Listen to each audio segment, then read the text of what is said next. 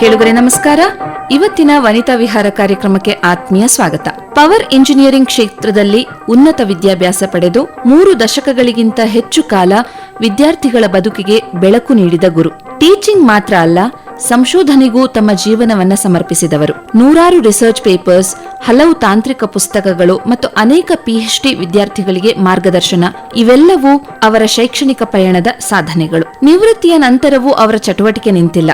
Digital ಶಿಕ್ಷಣದ ಮೂಲಕ ವಿದ್ಯಾರ್ಥಿಗಳಿಗೆ ನೆರವಾಗೋದು, ಯೋಗ ಮತ್ತು ಆಕ್ಯುಪ್ರೆಷರ್ ಮೂಲಕ ಆರೋಗ್ಯ ಜಾಗೃತಿ ಮೂಡಿಸೋದು, ವಿಶೇಷವಾಗಿ ಮಹಿಳೆಯರ ದೈಹಿಕ ಮತ್ತು ಮಾನಸಿಕ ಆರೋಗ್ಯದ ಬಗ್ಗೆ ಕೆಲಸ ಮಾಡೋದು ಇವರ ಇವತ್ತಿನ ಬದುಕಿನ ಗುರಿಗಳು. ವಿಜ್ಞಾನ, ಶಿಕ್ಷಣ, ಆರೋಗ್ಯ ಮತ್ತು ಸಮಾಜ ಸೇವೆ, ಈ ಎಲ್ಲವನ್ನು ಸರಳವಾಗಿ ಒಂದೇ ದಾರಿಯಲ್ಲಿ ಸಾಗಿಸಿದ ವ್ಯಕ್ತಿತ್ವವೇ ಡಾಕ್ಟರ್ ಉಮಾ ಕೆ ರಾವ್ ಅವರು. ಇವತ್ತು ನಮ್ಮ ಕಾರ್ಯಕ್ರಮದಲ್ಲಿ ಅವರ ಜೀವನದ ಅನುಭವಗಳನ್ನ ನಮ್ಮೊಡನೆ ಹಂಚಿಕೊಳ್ಳಲು ನಮ್ಮ ಸ್ಟುಡಿಯೋಸ್ನಲ್ಲಿದ್ದಾರೆ ಡಾಕ್ಟರ್ ಉಮಾ ರಾವ್. ಉಮಾ ಅವರೇ, ಕಾರ್ಯಕ್ರಮಕ್ಕೆ ಸ್ವಾಗತ. ನಮಸ್ಕಾರ. ನಮಸ್ಕಾರ. ನಮ್ಮೆಲ್ಲ ಮಹಿಳೆಯರಿಗೆ ನಿಮ್ಮ ಶೈಕ್ಷಣಿಕ ಜೀವನ, ವೃತ್ತಿ ಜೀವನದ ಆರಂಭ, ಹಾಗೇನೆ ಈ ಕ್ಷೇತ್ರವನ್ನ ಆಯ್ಕೆ ಮಾಡೋದಿಕ್ಕೆ ಕಾರಣ ಏನು ಅನ್ನೋದನ್ನ ತಿಳಿಸ್ಕೊಡ್ತೀರಾ? ಖಂಡಿತವಾಗ್ಲು. ವೃತ್ತಿ ಜೀವನ ಅಂದರೆ ನಂದು ಶೈಕ್ಷಿಕನಲ್ಲೇ ಇರಬೇಕು, ಶಿಕ್ಷಣನಲ್ಲೇ ಮಾಡಬೇಕು ಅಂತ ಉದ್ದೇಶ ಚಿಕ್ಕ ವಯಸ್ಸಿನಿಂದಲೂ ಇತ್ತು. ಬಟ್ ಯಾವ ಡಿಪಾರ್ಟ್ಮೆಂಟು ಅದೇನು ಗೊತ್ತಿರಲಿಲ್ಲ. ಅದು ಭಗವದ್ಗೀತೆಯಲ್ಲಿ ಕೃಷ್ಣ ಹೇಳ್ತಾರೆ, ಸ್ವಧರ್ಮ ಪರಧರ್ಮ ಅಂತ. ಸ್ವಧರ್ಮ ಅಂದ್ರೆ ನಾವು ಯಾವ ಧರ್ಮಕ್ಕೆ ಹುಟ್ಟಿರ್ತೀವೋ, ನಮ್ಮ ವ್ಯಕ್ತಿತ್ವ ಅಸ್ತಿತ್ವ ಯಾವುದು ಅನ್ನೋದನ್ನ ಹೇಳುತ್ತೋ ಅದು ಸ್ವಧರ್ಮ ಅಂತ. ಆ ಥರ ನನಗಂತೂ ಈ ಶಿಕ್ಷಣ ಅನ್ನೋದು ನಂದು ರಕ್ತದಲ್ಲೇ ಇದ್ದಂಗೆ. ಸೊ ಸ್ಕೂಲ್ನಲ್ಲಿ ಒಂದು 8ನೇ ಕ್ಲಾಸ್ನಲ್ಲಿ ಇದ್ದಾಗ 4ನೇ ಕ್ಲಾಸ್ ಮಕ್ಳಿಗೆ ಪಾಠ ಹೇಳ್ಕೊಡ್ತಾ ಇದ್ದೆ. ಇವತ್ತಿಗೂ ಕಾಲೇಜಲ್ಲಿ ನನ್ನ ಫ್ರೆಂಡ್ಸ್ ಎಲ್ಲ ಜ್ಞಾಪಿಸ್ಕೊಂಡ್ರೆ, ಅಯ್ಯೋ ಯಾವಾಗಲೂ ವುಮನ್ ರೂಮ್ನಲ್ಲಿ ಕೂತ್ಕೊಂಡ್ರೆ ಅವಳು ಪಾಠ ಹೇಳ್ಕೊಡೋಳು ಅಂತಿತ್ತು.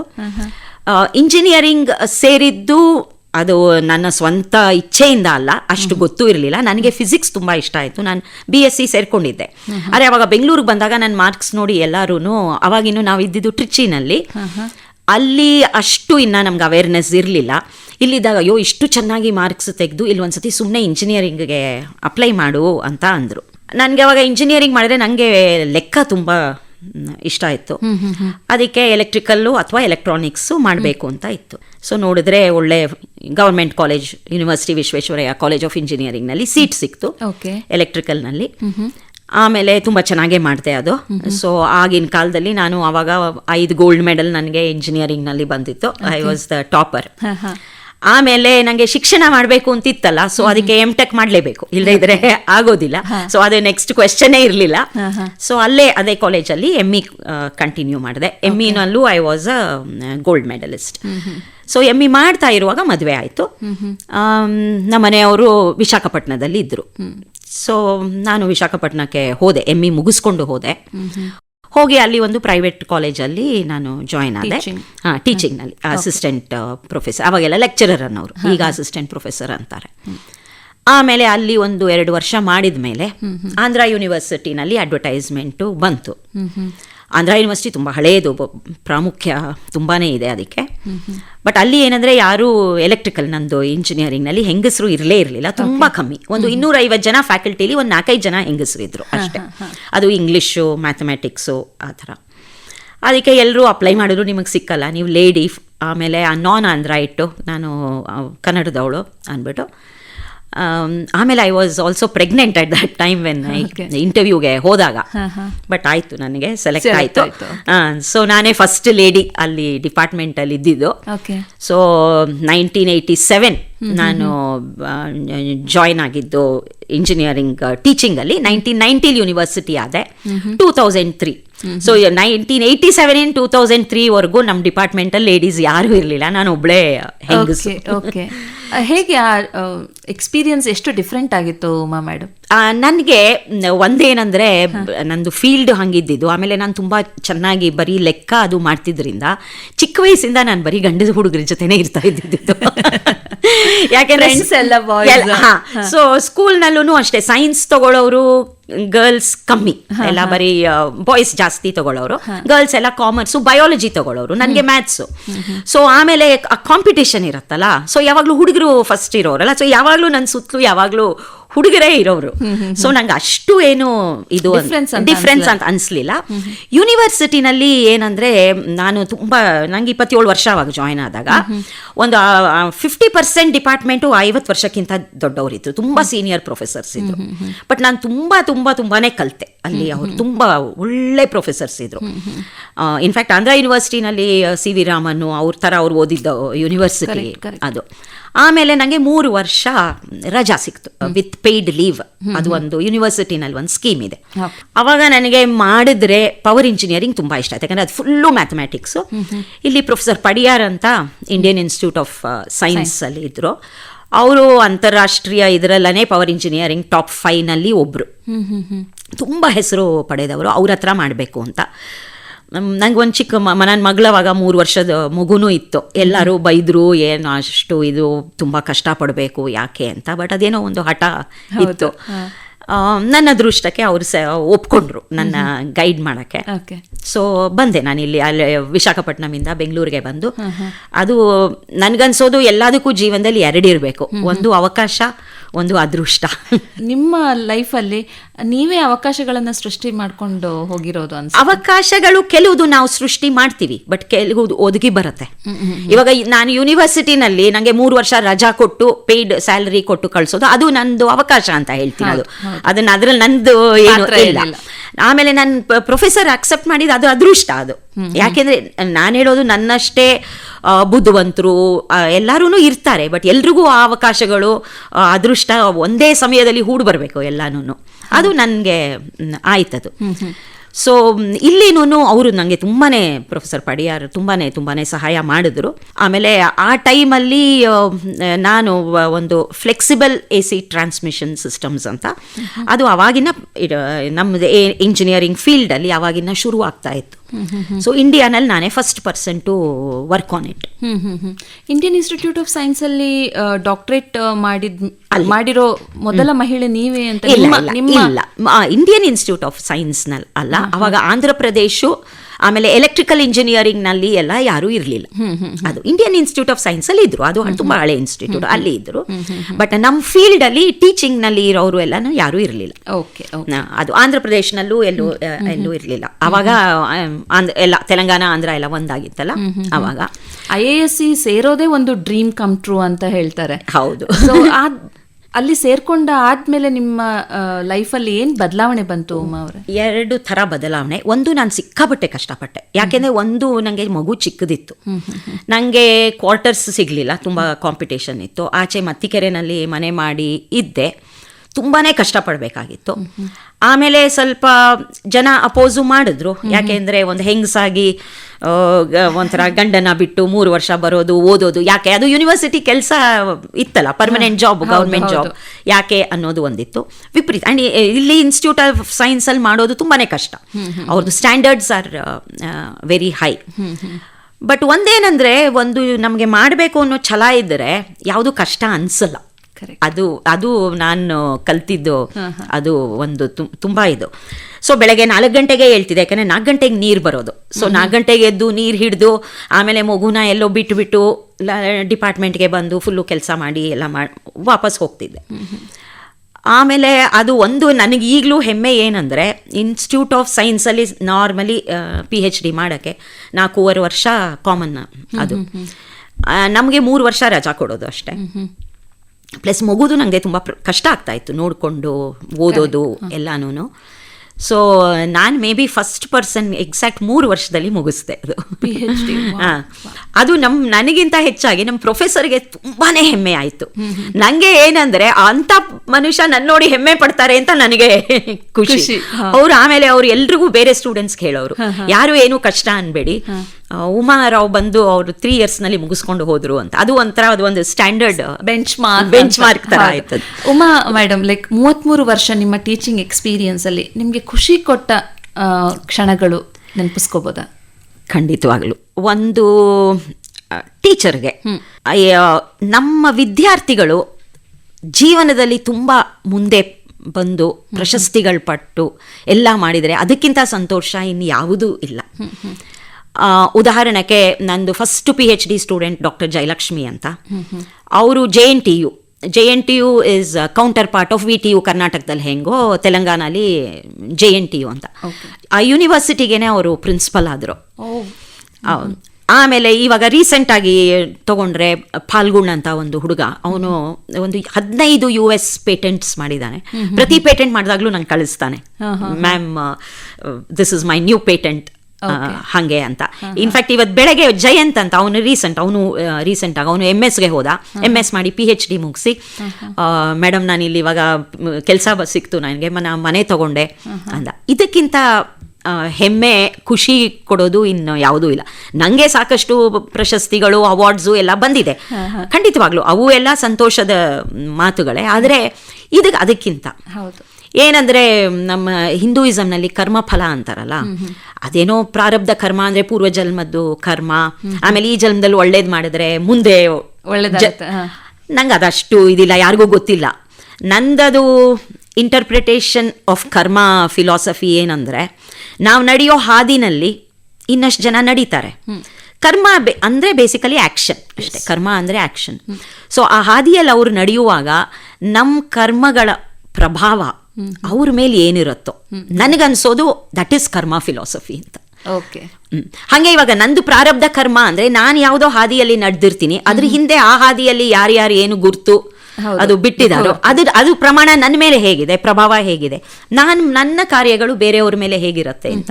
ಸೊ ನನ್ನ ವಿದ್ಯಾರ್ಥಿಗಳ ಮೇಲೆ ಒಳ್ಳೆ ಪ್ರಭಾವ ಇರೋದು ಕಂಡ್ರೆ ಖಂಡಿತ ಅವರು ಅಚೀವ್ಮೆಂಟ್ಸ್ಗೆ ನಾನು ಒಬ್ಳೇ ಕಾರಣ ಅಲ್ಲ, ಒಂದು ಸಣ್ಣ ಸಾರ್ಸ್ವೆ ಅಷ್ಟು ನಂದು ಒಂದು ಕಾಂಟ್ರಿಬ್ಯೂಷನ್ ಇರುತ್ತಲ್ಲ, ಅವರು ಮುಂದೆ ಬಂದರೆ ಅದಕ್ಕಿಂತ ಸಂತೋಷ ಇನ್ನೇನೂ ಇಲ್ಲ. ಈಗ ನೀವು 400ಗಿಂತ ಜಾಸ್ತಿ ರಿಸರ್ಚ್ ಪೇಪರ್ಸ್ ಬರೆದಿದ್ದೀರಾ, 12ಕ್ಕಿಂತ ಜಾಸ್ತಿ ಟೆಕ್ನಿಕಲ್ ಬುಕ್ಸ್ ಬರೆದಿದ್ದೀರಾ. ಇದರ ಹಿಂದೆ ನಿಮಗೆ ಇನ್ಸ್ಪಿರೇಷನ್ ಏನು? ಇನ್ಸ್ಪಿರೇಷನ್ ಅನ್ನೋದು ಅದು ಆ್ಯಕ್ಚುಲಿ ಒಳಗಡೆಯಿಂದ ಬರಬೇಕು. ನಾ ಯಾವಾಗಲೂ ಹೇಳ್ತೀನಿ, motivation and inspiration comes from within. ಅದು ಒಂಥರ ದಾಹ ನನ್ನಲ್ಲಿ. ಕಲಿಕೆಗೆ ಒಂದು ಯಾವಾಗಲೂ ದಾಹ ಇದೆ, ಏನಾದರೂ ಕಲಿತಿರ್ಬೇಕು, ಏನಾದರೂ ಮಾಡ್ತಿರ್ಬೇಕು ಅಂತ.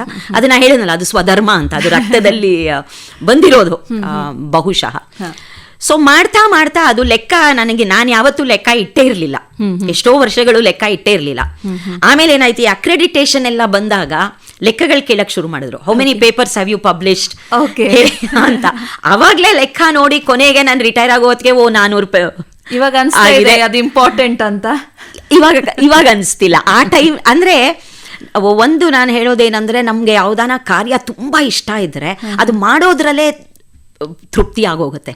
ಸೊ ಅದ್ರ ಫಲದ ಹೊತ್ತಿಗೆ ತೃಪ್ತಿ ಆಗಿ ಸಂಪೂರ್ಣ ಆಗೋಗಿರುತ್ತೆ ಆ ಥರ. ಸೊ ತುಂಬಾ ಖುಷಿ ಕೊಡೋದು ನನಗೆ ಒಂದೊಂದು ಪೇಪರ್ ಬರೆಯೋದು. ಆ್ಯಂಡ್ ಸುಮಾರಷ್ಟು ಪೇಪರ್ ಎಲ್ಲ ನಾನು 18 ಜನ ಸ್ಟೂಡೆಂಟ್ಸ್ನ PhDಗೆ ಗೈಡ್ ಮಾಡಿದ್ದೇನಲ್ಲ, ಸುಮಾರಷ್ಟು ಅವರೆಲ್ಲರೂ ನನ್ನ ಜೊತೆ ಅವರು ವರ್ಕ್ಗೇನೆ ನಾನು ಏನೇನು ಸಲಹೆ ಕೊಟ್ಟು ಮಾಡಿದ್ದು ಪೇಪರ್ಸು ಅದು ಎಲ್ಲಾನು. ಆಮೇಲೆ ಪ್ರಾಜೆಕ್ಟ್ ಸ್ಟೂಡೆಂಟ್ಸ್ ಮಾಡೋರಲ್ವಾ ಅವ್ರಿಗೆ ಎಲ್ಲ. ಆಮೇಲೆ ಇವಾಗ ಬೇರೆ ದೇಶಕ್ಕೆ ಹೋಗಿ ಓದೋರು ಮಕ್ಕಳು ಕೇಳೋರು ಪೇಪರ್ ಬರೀಬೇಕು ಅಂತ, ಸೊ ಅವ್ರಿಗೆ ಸ್ವಲ್ಪ ರಿಸರ್ಚ್ ಗೈಡೆನ್ಸ್ ಕೊಟ್ಟು ಬರ್ಸಿದ್ದು ಅದು ಎಲ್ಲ. ಬಟ್ ಅದು ಬರೆಯೋದು ಮಾಡೋದು ಅದೇ ತುಂಬಾ ಚೆನ್ನಾಗಿತ್ತು. ಸೊ ನಾ ಹೇಳಿದ್ನಲ್ಲ, ಲೆಕ್ಕ ಇಟ್ಟೇ ಇರಲಿಲ್ಲ. ನೀವು PhD ವಿದ್ಯಾರ್ಥಿಗಳಿಗೆ ಗೈಡ್ ಆಗಿನೂ ಕೆಲಸ ಮಾಡಿದಿರಲ್ಲ, ಸೊ ಅವರಿಗೆ ಗೈಡ್ ಮಾಡುವಾಗ ನೀವು ಯಾವ ಮೌಲ್ಯಗಳಿಗೆ ಜಾಸ್ತಿ ಒತ್ತು ಕೊಡ್ತೀರಾ? ನಮ್ದ್ರಲ್ಲಿ ಒಂದು ಶ್ರಮ ಪಡಲೇಬೇಕು. ಅದು ನಾನು ಹೇಳಕ್ ಮುಂಚೆನೆ ನನ್ನ ಸ್ಟೂಡೆಂಟ್ಸ್ಗೆ ಯಾರು ನನ್ನ ಹತ್ರ ಬರ್ತಾರೋ ಅವ್ರಿಗೆ ಗೊತ್ತು, ಯಾಕಂದ್ರೆ ನನ್ನ ನೋಡಿನೇ ಅವ್ರು ಬರೋದು. ಅದು ಒಂದು ಶ್ರಮ ಶ್ರದ್ಧೆ ಫಸ್ಟು ಅದು ಇರಲೇಬೇಕು, ಅದು ಖಂಡಿತ ಇರಲೇಬೇಕು. ಇನ್ನೊಂದು ನಂದು ಒಂದು ಬೆಂಚ್ ಮಾರ್ಕ್ ಸ್ಟ್ಯಾಂಡರ್ಡ್ ಇತ್ತು. ಇವಾಗ PhD ನಾನಾ ವಿಧಾನದಲ್ಲಿ ಸಂಪಾದಿಸ್ಕೋಬಹುದು ಡಿಗ್ರಿ, ಸೊ ನಂದು ಒಂದು ಬೆಂಚ್ ಮಾರ್ಕ್ ಇತ್ತು. ಸೊ ನಾ ಫಸ್ಟು ಬರುವಾಗ್ಲೇನೆ ಹೇಳ್ಬಿಡ್ತಾ ಇದ್ದೆ ನನ್ನ ಸ್ಟೂಡೆಂಟ್ಸ್ಗೆ, ನಂದು ಇದು ಬೆಂಚ್ ಮಾರ್ಕು, ಬೇರೆಯವ್ರದ್ದು ಬೇರೆ ಇರ್ಬೋದು. ಸೊ ಇದು ಕಷ್ಟನೇ ಖಂಡಿತ, ಬೇರೆಯವ್ರಿಗೆ there are easier ways, but ನೀವು if you are prepared you join ಅಂತ ನಾನು ಯಾವಾಗಲೂ ಹೇಳ್ತಾ ಇದ್ದೆ.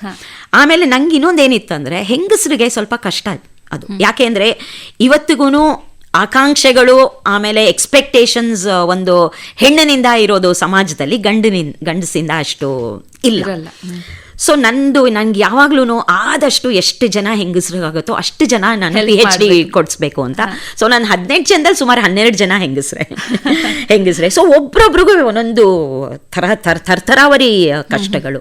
ಇಲ್ಲ ಅತ್ತೆ ಮಾವನ್ಗೆ ಹುಷಾರಿಲ್ಲ, ನೋಡ್ಕೊಳ್ಳೋ ಕಷ್ಟಗಳು, ಕೆಲಸದಲ್ಲಿ ಕಷ್ಟಗಳು, ಮಕ್ಕಳದು. ಮಹಿಳೆಗೆನೆ ಅರ್ಥ ಆಗಕ್ ಸಾಧ್ಯ. ಅದು ಒಂದು ಮಹಿಳೆಗೇನೆ, ಖಂಡಿತ ಒಂದು ಮಹಿಳೆಗೇನೆ ಅರ್ಥ ಆಗೋದು.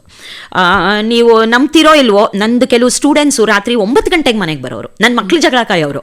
ನೀವು ನಮ್ಮನೆಲ್ಲ ಬಿಟ್ಟು ನೀನ್ ರಾತ್ರಿ 9 ಗಂಟೆಗೆ ಬರ್ತೀಯ ಅಂತ. ಅವ್ರಿಗೆ ಆಗ್ತಾನೆ ಇರ್ಲಿಲ್ಲ ಬರಕ್ಕೆ. ಬೆಳಗ್ಗೆ ಹೊತ್ತು ಏನಾದ್ರು ಥೀಸಿಸ್ ಬರೆಯಕ್ಕೋ, ಪೇಪರ್ ಬರೆಯಕ್ಕೋ, ಹಂಗೆ ಎಲ್ಲಾನು.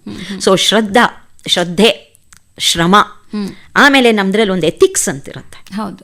ಸೊ ನನ್ಗೆ I am very particular about that. ಅಂದರೆ ಕೆಲವುದು ಇವಾಗ ಅಂದರೆ ನಾವು ಒಂದು ತಪ್ಪು ಕೆಲಸ ಮಾಡ್ತೀವಿ ಅಂದ್ಕೊಳ್ಳಿ, ಅದು ನಾವು ಬೇರೆಯವ್ರಿಗೆ ಗೊತ್ತಿದೆಯೋ ಇಲ್ವೋ, ನನಗಂತೂ ಅದು ಗೊತ್ತಲ್ಲ. ಸೊ ಅದು ಯಾವತ್ತೂ ಮಾಡಬಾರದು ಅಂತ ನಂದಿತ್ತು. ಸೊ ಈಗ ನಂದು 18 ಸ್ಟೂಡೆಂಟ್ಸ್ದು ಅವ್ರ publish quality work is super. ಎಲ್ರದ್ದು ತುಂಬ ಒಳ್ಳೆ ವರ್ಕ್ ಮಾಡಿದ್ದಾರೆ, ತುಂಬ ಹೆಮ್ಮೆ. So I can feel that proudness on your face. ಹೌದು. ಆಮೇಲೆ ಅದು ಒಂಥರ ಒಂದು ಪರ್ಸನಲ್ ಸಂಬಂಧ ಬೆಳ್ಕೊಂಡ್ಬಿಟ್ಟಿದೆ. ಹೆಂಗಸರೇ ಆಗಲಿ ಗಂಡಸರೇ ಆಗಲಿ. ಸೊ ಇವತ್ತಿಗೂ ಎಲ್ಲರೂ ದೇ ಆರ್ ಇನ್ ಟಚ್. ಇಷ್ಟೆಲ್ಲ ನಿಮ್ಮ ವೃತ್ತಿ ಜೀವನದ ಬಗ್ಗೆ, ನಿಮ್ಮ ಅಕಾಡೆಮಿಕ್ ಸೈಡ್ ಬಗ್ಗೆ ಡಿಸ್ಕಸ್ ಮಾಡಿದ್ವಿ. ಈಗ ನಿವೃತ್ತಿ ಜೀವನ ಎಂಜಾಯ್ ಮಾಡ್ತಾ ಇದ್ದೀರಾ ಅನ್ಕೊಂಡಿದ್ದೀನಿ. ಸೊ ನಿವೃತ್ತಿ ಅಂದ್ರೆ ಯೂಶಲಿ ರೆಸ್ಟಿಂಗ್ ಪೀರಿಯಡ್ ಆರ್ ವಿಶ್ರಾಂತಿ ತಗೊಳ್ಳೋ ಟೈಮ್ ಅಂತ ಹೇಳ್ತಾರೆ.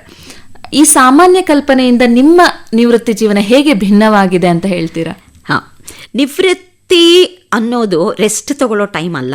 ನಿವೃತ್ತಿ, the actual life begins from there. No, not even actual life. It's a change. It's a changing phase, I would say. ಯಾಕೆಂದರೆ ನಾವು ವೃತ್ತಿನಲ್ಲಿ ಇರೋವರೆಗೂ ಎಷ್ಟೊಂದು ಮನುಷ್ಯಂಗೆ ತರ ಇದು ಇರುತ್ತೆ, ಆಕಾಂಕ್ಷೆಗಳು, ಏನೋ ಮಾಡಬೇಕು ಅಂತಿರುತ್ತೆ. ವೃತ್ತಿಲಿ ಇರೋವರೆಗೂ ಅದು ಹೆಂಗಸಿಗಂತೂ ಅದು ಬಿಟ್ಟು ಬೇರೆ ಯೋಚನೆ ಮಾಡೋಕ್ಕೆ ಇದಿರಲ್ಲ. ನನಗದು ನಾ ಹೇಳಿದ್ನಲ್ಲ, ನಂಗೆ ತುಂಬ ಪ್ಯಾಷನ್ನೂ ಇತ್ತು. ಸೊ ಯಾವಾಗಲೂ ಬುಕ್ ಬರೆಯೋದು, ಯಾವಾಗಲೂ ರಿಸರ್ಚ್ ಮಾಡೋದು, ಅದು ಎಲ್ಲ ಆಯಿತು. ಬಟ್ ಬೇರೆ ಆಸೆಗಳು ತುಂಬಾ ಇತ್ತು, ನನಗೆ ವಿಪರೀತ ಇತ್ತು.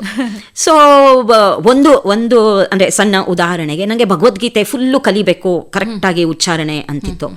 ಆಮೇಲೆ ಶಂಕರಾಚಾರ್ಯರದು ಎಷ್ಟೊಂದು ಶ್ಲೋಕಗಳು ಹಾಗೆ ಹೇಳ್ತಿದ್ವಿ, ಬಟ್ ಇನ್ನೊಂದು ಸ್ವಲ್ಪ ಡೀಪಾಗಿ ಕಲಿಬೇಕು ಅಂತಿತ್ತು. ವೇದ ಪಾಠಗಳು ಕೆಲವುದು ಅಟ್ಲೀಸ್ಟ್ ಒಂದು ಸ್ವಲ್ಪ ಬೇಸಿಕ್ಸು ಅದಷ್ಟಾದರೂ ಚೆನ್ನಾಗಿ ಉಚ್ಚಾರಣೆ ಮಾಡು, ಈ ಥರದ್ದೆಲ್ಲ ಇತ್ತು. ಯಾವುದಕ್ಕೂ ವೃತ್ತಿಲಿರೋವರೆಗೂ ಟೈಮ್ ಇರಲಿಲ್ಲ. ಸುಮ್ಮನೆ ಏನೋ ಹಾಕೊಳ್ಳೋದು, ಕೇಳಿಸ್ಕೊಳ್ಳೋದು, ಅದು ಹಾಗೆ ಇತ್ತು. ಸೊ ನನಗೆ 58 ವರ್ಷ ಆದಾಗ ಅಂದ್ಕೊಂಡೆ ಇನ್ನೂ ಕೆಲಸ ಮಾಡ್ಬೋದಾಗಿತ್ತು. ನಂದು RV ಕಾಲೇಜಲ್ಲಿ ನಾನು ರಿಟೈರ್ ಆಗಿದ್ದು, ಅಲ್ಲಿ 65ವರೆಗೂ ವರ್ಕ್ ಮಾಡ್ಬೋದು. ಮಾಡ್ತೀರಾ 65ಅಲ್ಲಿ ಸ್ವಲ್ಪ ಎಷ್ಟಾದರೂ ಬ್ರೈನ್ ಪವರ್ ಎಲ್ಲ ಕಮ್ಮಿ ಆಗತ್ತಲ್ಲ, ಬೇಡ ಇವಾಗಲೇ ಇದು ಮಾಡಿ ಬೇರೆದು ಮಾಡೋಣ ಅಂತ. ಸೊ ಆ ಥರ ನಿವೃತ್ತಿ ಅಂದರೆ ವೃತ್ತಿ ಚೇಂಜ್ ಆಯಿತು. ಈಗಲೂ ನಂದು ಎಲ್ಲ ಇಂಜಿನಿಯರಿಂಗ್ನಲ್ಲಿ ಇದ್ದೀನಿ ನಾನು. I am a freelance consultant to TCS. So ಅದು ನಂದು ಇಂಜಿನಿಯರಿಂಗ್ ಫೀಲ್ಡಲ್ಲಿ ಮಾಡ್ತೀನಿ. ಬಟ್ ಬೇರೆ ಹಲವಾರು ಇದಿದೆ. ಬಟ್ ಒಂದು ಕಾಮನ್ ಎಲ್ಲದಕ್ಕೂ ಏನಂದರೆ, ಎಲ್ಲದರಲ್ಲೂ ನಾನು ಶಿಕ್ಷಕಿಯಾಗೇ ಇರೋದು. I am a teacher. ಏನು ನನಗೆ ಕಲ್ತರು, ನನಗೆ I feel knowledge is useless if you don't share. ಅದೇ ನನಗೆ ಇದ್ದು ನನಗೊಬ್ಳಿಗೆ ಇಟ್ಕೊಂಡು ಅದೇನೂ ಇಲ್ಲ. ಸೊ ನನಗೆ ಏನಾದರೂ ಕಲ್ತ ತಕ್ಷಣ ನೆಕ್ಸ್ಟ್ ನಾನು ಹುಡುಕೋದು ಇದನ್ನು ಯಾರಿಗೆ ಹೇಳ್ಕೊಡ್ಲಿ ಅಂತ. ಸೊ ನಾವು ಇವಾಗ ಏನು ಪಶ್ಚಾತ್ತಾಪ ಪಡ್ಕೋತಿದೀವಿ, ನಮ್ಮ ಅಜ್ಜಿ ಗೊತ್ತಿರೋ ರೆಸೈಪ್ಸ್ ಎಲ್ಲ ನಾವು ತಿಳ್ಕೊಂಡಿಲ್ವಲ್ಲ, ಅವ್ರ ಜೊತೆನೆ ಹೊರಟು ಹೋಯ್ತಲ್ಲ ಅದು ಅಂತ ನಾವು ಬೇಜಾರು ಮಾಡ್ಕೊ ಹಂಗೆ ಕಾಲ ಇದು. ಹೌದು. ಓಕೆ, ಈಗ ಸೈಂಟಿಸ್ಟ್ ಆಗಿ ನೀವು ಆ ಬ್ಯಾಕ್ ಗ್ರೌಂಡ್ ಇಂದ ಬಂದಿರೋರು, ಯೋಗ ಮತ್ತೆ ಆಕ್ಯುಪ್ರೆಷರ್ ಕಡೆ ನಿಮ್ಮ ಆಸಕ್ತಿ ಹೇಗೆ ಬೆಳೀತು? ಯೋಗ ನಾನು ತುಂಬಾ ವರ್ಷದಿಂದಾನು ವಿಶಾಖಪಟ್ಟಣದಿಂದ ಯೋಗ ನನಗೆ ಇದಿತ್ತು, ಮಾಡ್ತಾ ಇದ್ದೆ. ಯಾಕೆಂದ್ರೆ ನನಗೆ ಚಿಕ್ಕ ವಯಸ್ಸಲ್ಲಿ ತುಂಬಾ ಆಸ್ತಮಾ ಇತ್ತು. ಆಮೇಲೆ ವಿಶಾಖಪಟ್ಟಣಂ ವೆದರ್ ಅಲ್ಲ, ಸೊ ನನಗೆ ಅವಾಗ ಒಂದು 3-4 ವರ್ಷ ತುಂಬ ಒದ್ದಾಡ್ಬಿಟ್ಟೆ ನಾನು. ಆಸ್ತಮಾ ಅದು ಎಲ್ಲ ಆಗಿ ಎಲ್ಲ ಇತ್ತು. ಆವಾಗ ಯೋಗ ನಾನು ಶುರು ಮಾಡಿಕೊಂಡೆ.